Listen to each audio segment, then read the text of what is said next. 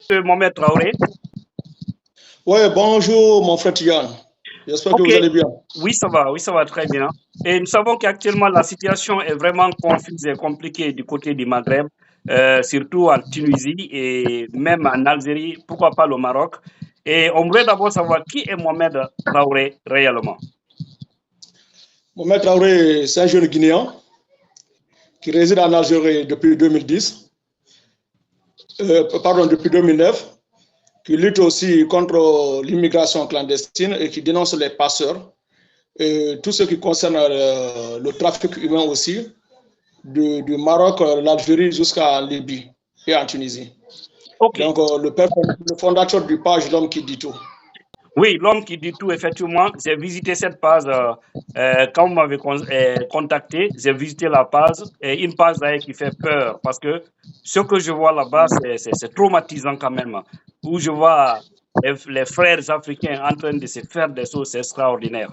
Mais vous m'avez contacté, c'est par rapport au dossier que j'ai soulevé tout récemment, un monsieur qui s'était confié à moi, qui a été vraiment maltraité entre le Maroc et jusqu'en Tunisie.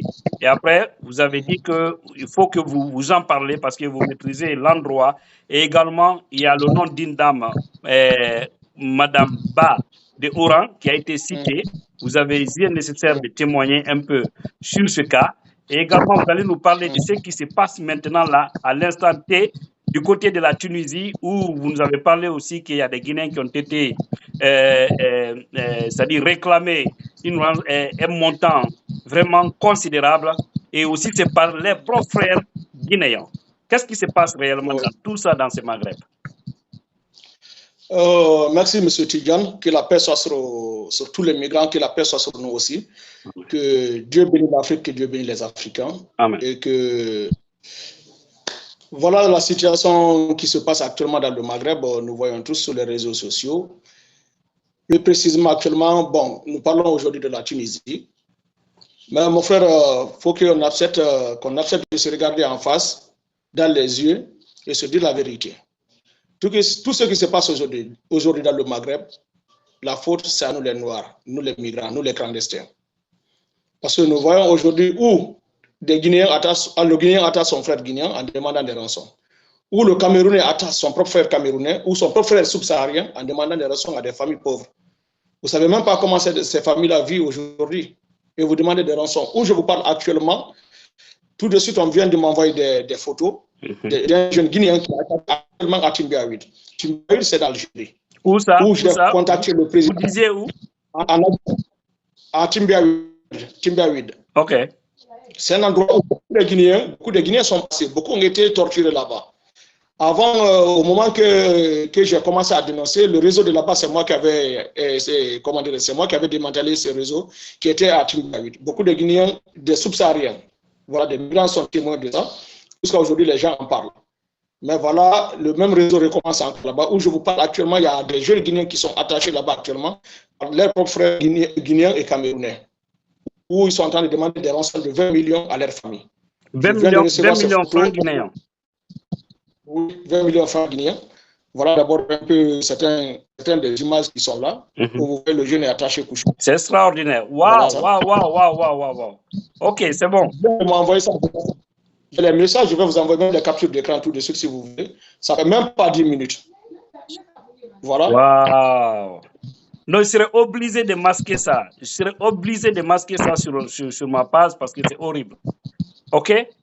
Voilà. Il n'y a pas de problème, sans souci.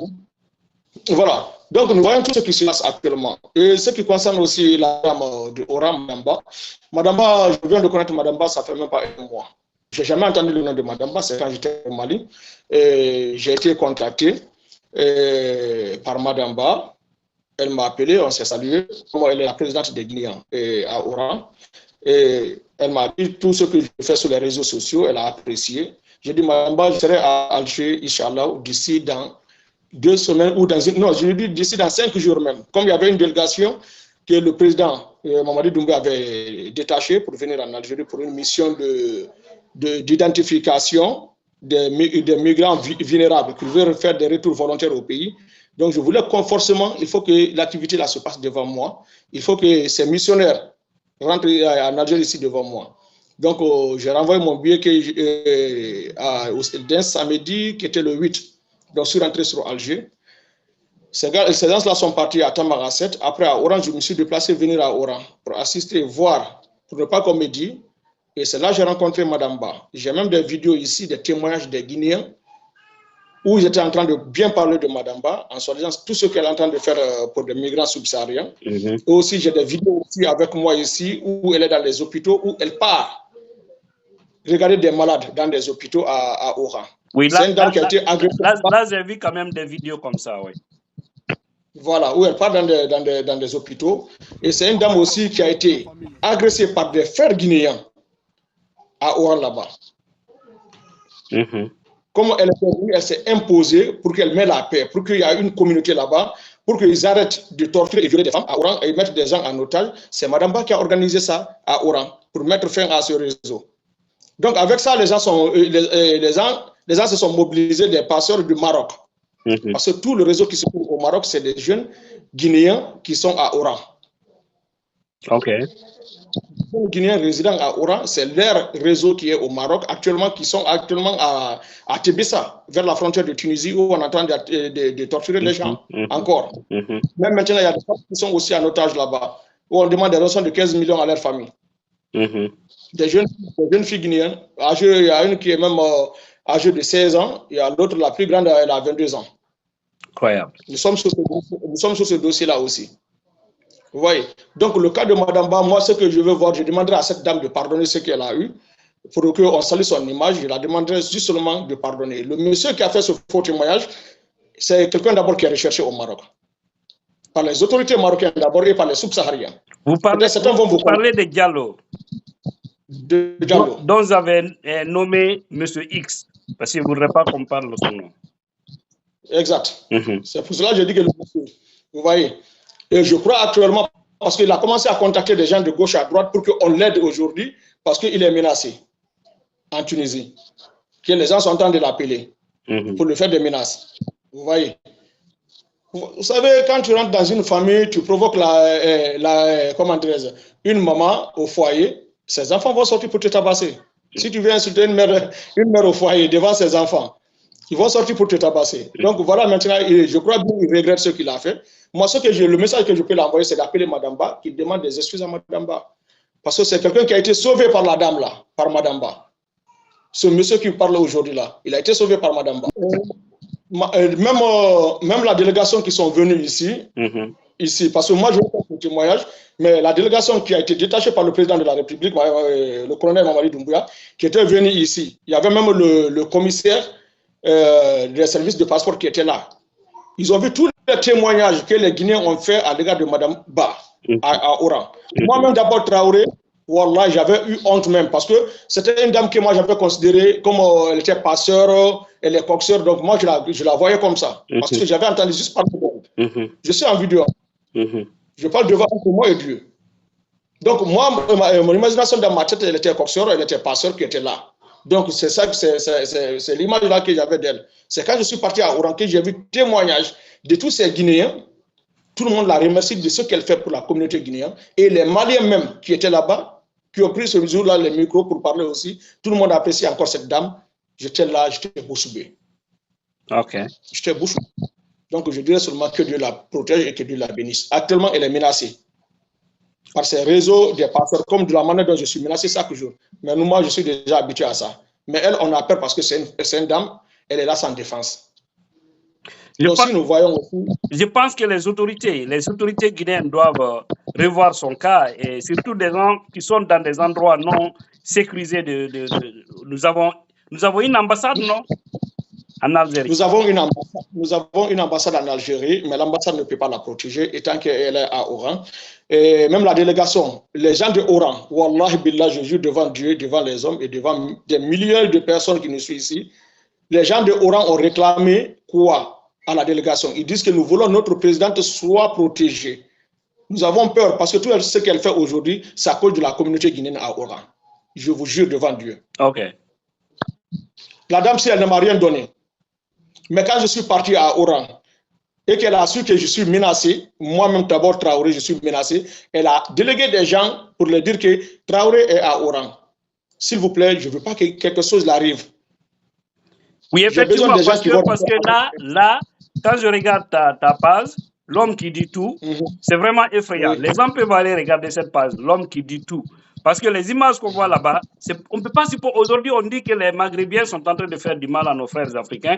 Mais quand tu vois comment les gens se maltraitent entre eux, tu te demandes qu'est-ce qu'on a fait à Allah pour mériter tout ça entre nous, moi. Mon frère Tidiane, j'ai des images ici. J'ai des vidéos que j'ai préparées ici pour mettre sur les réseaux sociaux, mais c'est parce que c'est chaud actuellement en Tunisie que tout le monde est focalisé là-bas. Tout le monde sont là. Oh, les Tunisiens sont en train de faire ça à nos frères, les Arabes sont en train de faire ça à nos frères. Qu'on arrête un peu d'hypocrisie. Que nous arrêtons un peu l'hypocrisie. Au moment que nos frères sont en train de s'entretuer dans le pays des gens, depuis que moi je me suis connu, moi Traoré, de mon bas âge jusqu'à je suis aujourd'hui, à l'âge que j'ai aujourd'hui, j'ai jamais vu en Guinée que les Marocains se sont entretués en Guinée ou bien se sont mis entre en otage en Guinée, ou en Côte d'Ivoire, ou au Mali, ou au Sénégal. J'ai jamais entendu, jamais vu. Ils respectent le droit de notre pays. Les Marocains, les Algériens, s'ils sont chez nous, ils respectent tous les droits de chez nous. Mais si nous venons dans leur pays et que nous venons commettre des crimes dans leur pays, nous venons faire violer nos propres femmes, nos chers qui viennent dans ce pays, nos chers qui viennent dans ce pays pour leur peut-être pour passer ou bien pour venir chercher une autre vie, et qu'on attrape ces filles-là dans leur pays, on met nos frères en otage dans leur pays, on fait tout ce qui est mauvais. C'est ici en Algérie, tu vois un jeune Guinéen ou un Sénégalais ou un Ivoirien en train de marcher, le pantalon jusqu'en bas des fesses. Il ne fait même pas monter avec des dreads sales sous la tête. Marcher dans toute la ville ici. Tu es venu dans un pays, tu as trouvé que les jeunes de ce pays ne sont pas en train de faire ça. Mais toi, tu viens montrer l'image là. Ok. Mettons en tête nos parents même d'abord qui sont derrière, qui sont en train de financer les enfants pour qu'ils sortent, parce qu'ils ont vu les photos de leurs voisins ou de l'enfant de leurs voisins en Europe qu'il a mis sur les réseaux sociaux. Ici, il dit que avant que vos enfants la sortent, donnez-les d'abord des conseils qui n'ont qu'à prendre d'abord bonne éducation de base, d'abord donnez ça d'abord à vos enfants, et quand ils sortent au dehors, ils n'ont qu'à appliquer ça. Mais ce n'est pas qu'ils vont se lever là-bas, tout ce qu'on fait en Guinée pour venir faire ça dans le pays des gens. Et quand ils vont dire maintenant, allez, rentrez chez vous, on va dire qu'ils sont méchants, non? Ils ne sont pas méchants. C'est révoltant quand même ce qu'on voit en Tunisie où on prend nos frères africains, les mettre dans le désert entre l'Algérie et la Tunisie. C'est vraiment choquant. Mais j'ai dit aussi quelque part, il y a une irresponsabilité de nos autorités africaines parce que des cas comme ça, il faut vraiment agir. Et vous savez, comment dire, mon frère, d'accord. De se regarder dans les yeux et se dire la vérité. Nous, d'abord, on n'a qu'à changer notre comportement, notre mode de vie. Tu vas dire qu'il n'y a pas comme dans ta famille, mais au dehors. Oui, M. Traoré. Voilà. Mon frère Tidiane, il faut que nous sensibilisons nous-mêmes d'abord notre communauté, la communauté subsaharienne, qu'ils soient maliens, guinéens, sénégalais, ivoiriens ou camerounais. Il faut que d'abord nous arrêtons d'abord, entre nous d'abord, de faire comment dirais-je, de faire du mal, en un mot. De faire du mal d'abord, entre nous d'abord. D'arrêter qu'on arrête de violer le chef d'abord, entre nous. Mais si nous sommes dans le pays des gens au Maroc, en Tunisie, en Algérie et partout, c'est quand on dit que on va voir que le crime qui est là, c'est le Guinéen, c'est le Camerounais, c'est le Ivoirien. Je peux même dire que côté des Maliens, alhamdoulilah, côté des Maliens, on n'entend pas ces bêtises. Les Maliens, on peut dire que c'est des peureux, ils ne sont pas dans ça. Mais le Guinéen est devenu aujourd'hui, le Camerounais sont devenus aujourd'hui pur criminels dans ce pays aujourd'hui, dans cette route migratoire. Tout ce que vous voyez aujourd'hui que les Tunisiens sont en train de faire là, c'est notre faute. C'est nous-mêmes qui sommes la cause de nos propres problèmes. Ok, M. Traoré. Ok, oui. Là c'est compris. M. Traoré, je voudrais savoir, parce que nous sommes pris par le temps, je voudrais savoir ici, et souvent, j'entends aussi certaines personnes dire là-bas, si vous voyez comme ils arrêtent les gens pour les malmener de la sorte. Souvent, ce sont ces passeurs, je ne sais pas comment on les appelle, c'est-à-dire qui réclament, qui prennent l'argent des jeunes, qui disent qu'ils peuvent les faire passer. Finalement, ils ne vont pas, ils bloquent leur argent, ils se cachent. Maintenant, le plus souvent, quand ils se rencontrent, ils les tabassent, ils les font du mal. Est-ce que cela est vrai? C'est comme ça se passe? De ce côté aussi, c'est vrai. Il y a beaucoup de coxeurs qui font ça. Des coxeurs, oui. Des passeurs comme des coxeurs, oui, qui font ça. Ils ramassent l'argent des enfants, ils fuient avec. Des fois même, il y a certains même qu'on parle, ils retrouvent même dans des campos à Lampedusa, là-bas, en Europe. Oui, parce que pour le cas de M. Diallo, c'est ce que vous avez suivi ici. Monsieur Diallo, le monsieur X, là, sur votre page, il a fait avec l'argent de beaucoup de gens au Maroc. Oui, c'est ce qu'Alpha Omar du Maroc et Tidjane de Oran qui ont dit, ils ont témoigné ça sur la page. Et c'est pourquoi il a été frappé et que c'est vrai quand même, il a été frappé. Il y a eu des naufrages aussi, où il était impliqué aussi dedans, au Maroc.